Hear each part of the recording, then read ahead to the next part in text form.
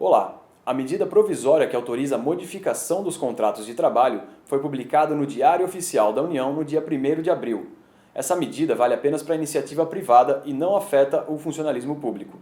Para falar mais sobre esse assunto, a gente conversou com a professora Vivian dos Santos, que é especialista em Direito e Processo do Trabalho. Essa medida provisória traz duas sistemáticas que nós podemos aplicar aos contratos de trabalho durante o período da pandemia do coronavírus. A primeira delas é a suspensão dos contratos de trabalho. Isso significa dizer que, durante um período específico de tempo, né, empregados e empregadores poderão, em algumas hipóteses, suspender totalmente a prestação de serviços do empregado e o pagamento de salários pelo empregador. Nesse período, que não pode ultrapassar 90 dias, os empregados não trabalham e recebem o auxílio do governo federal, equivalente a 100% do que teriam direito se recebessem seguro-desemprego. Lembrando que o valor máximo do seguro-desemprego, atualizado em 2020, é de aproximadamente R$ 1.800. Então, dentro dessa sistemática da suspensão, o empregador ficaria responsável apenas por manter os benefícios já pagos aos empregados, ou seja, vale alimentação, vale refeição, vale farmácia, planos de saúde, outras situações que já são corriqueiras dentro do contrato de trabalho, e o empregado recebe, além disso, pelo governo federal, o valor equivalente ao seu seguro-desemprego, não ultrapassando um teto de R$ 1.800 aproximadamente. Essa sistemática deve ser feita por um acordo individual entre empregado e empregador, que deve ser comunicado ao governo federal pelo empregador e ao sindicato da categoria. Lembrando mais uma situação: empregados que podem ingressar nessa dinâmica, né, de suspensão dos contratos de trabalho retornarão automaticamente às suas funções e não poderão ser despedidos sem justo motivo durante a suspensão dos contratos e por período igual. Então, por exemplo, se o empregado fica um mês com o contrato de trabalho suspenso, ele vai ter garantia de emprego por 2 meses. Ainda dentro dessa medida provisória, nós temos a situação da redução de salário e redução de jornada, que pode acontecer em alguns patamares, ou seja, o empregador pode acordar com seus empregados a redução de 25% do trabalho e do salário, 50% do salário e da jornada, ou até mesmo 70% do salário e da jornada. Então, nessa hipótese, o empregador paga ao empregado esse percentual do seu salário, mantém os benefícios que já vinham sendo remunerados naturalmente, esses que nós comentamos antes, e o governo federal repassa a esses empregados uma ajuda de custo equivalente a 25, 50 ou 70% do valor que esse empregado teria a receber caso estivesse em seguro-desemprego. Então, por exemplo, se eu tenho uma redução de 50% da minha jornada de trabalho e 50% do meu salário, eu vou receber do governo federal 50% do benefício que eu teria direito se estivesse em seguro-desemprego, lembrando que o teto desse benefício é de R$ 1.800 aproximadamente, que é o teto do seguro-desemprego atualmente.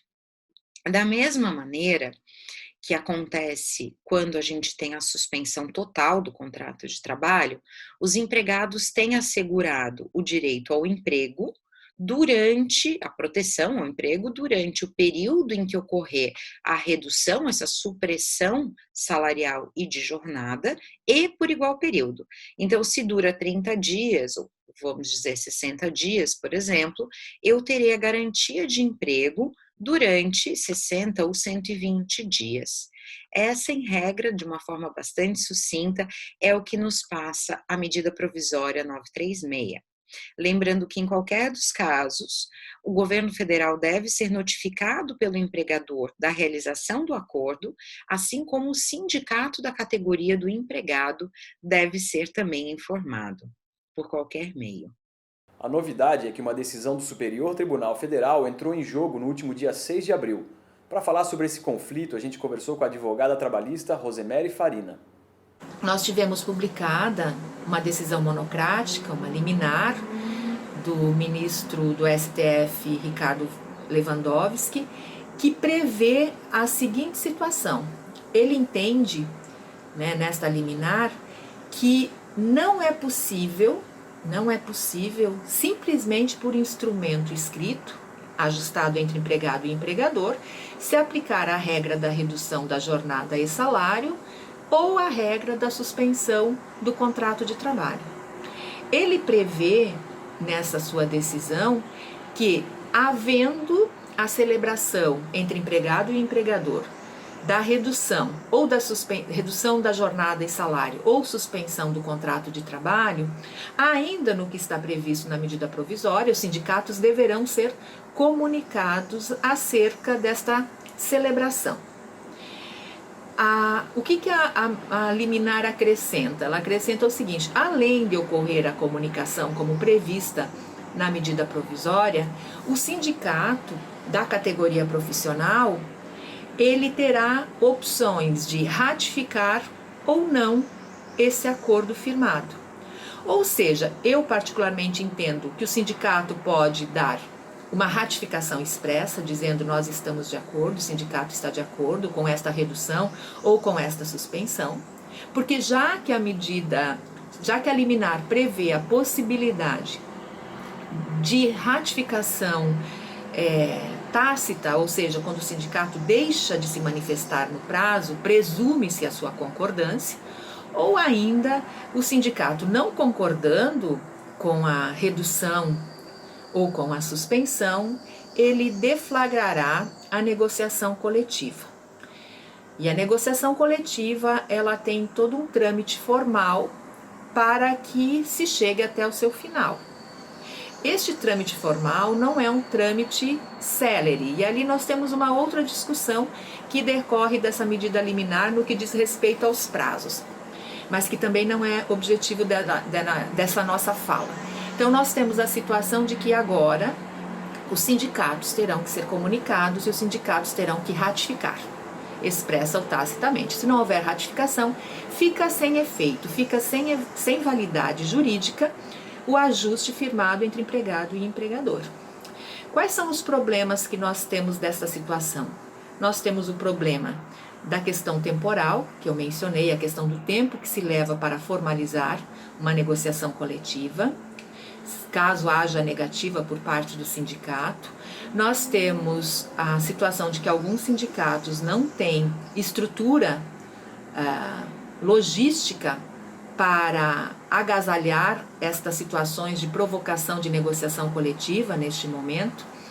Nós temos alguns sindicatos que, por hora, não têm muito interesse de negociar com as empresas, em decorrência já de uma situação que vem desde a reforma trabalhista de 2017, em decorrência dessa medida da reforma trabalhista, nós tivemos uma arrecadação dos sindicatos bastante reduzida. Então tem essa situação também. Embora nós tenhamos sindicatos muito representativos que estão preocupados com a situação, que estão se movimentando, que já firmaram convenções coletivas de trabalho, adendos às convenções coletivas de trabalho, outros firmando acordo coletivo, Mas nós temos um cenário um pouco complexo de se administrar, porque, repito, a questão do tempo é absolutamente relevante. Então, neste cenário, o que nós temos? Nós tivemos, com a medida liminar, com a decisão liminar, nós tivemos acentuado o grau de insegurança jurídica provocada pela aplicação da medida provisória 936. E neste cenário ainda, nós já estamos vendo movimentação e consolidação de dispensa de empregados pelas empresas que não querem mais ficar tão vulneráveis, correndo o risco das decisões que virão pela frente, no sentido de reconhecer a validade ou não desses instrumentos individuais que ajustaram redução de salário ou a suspensão do contrato de trabalho. É uma situação bastante difícil para as empresas e também para os empregados e, por consequência, para a sociedade, que vai inevitavelmente abarcar os efeitos muito maléficos desta crise, dessa situação de calamidade pública que nós estamos passando. Eu não quero tecer aqui nenhum comentário valorativo, no sentido de entender se há justiça ou não na medida provisória, se ela é legal ou não. É fato que nós estamos diante de uma situação absolutamente atípica e que nós precisamos nos inspirar, nos revestir de sensibilidade jurídica para buscar as melhores alternativas.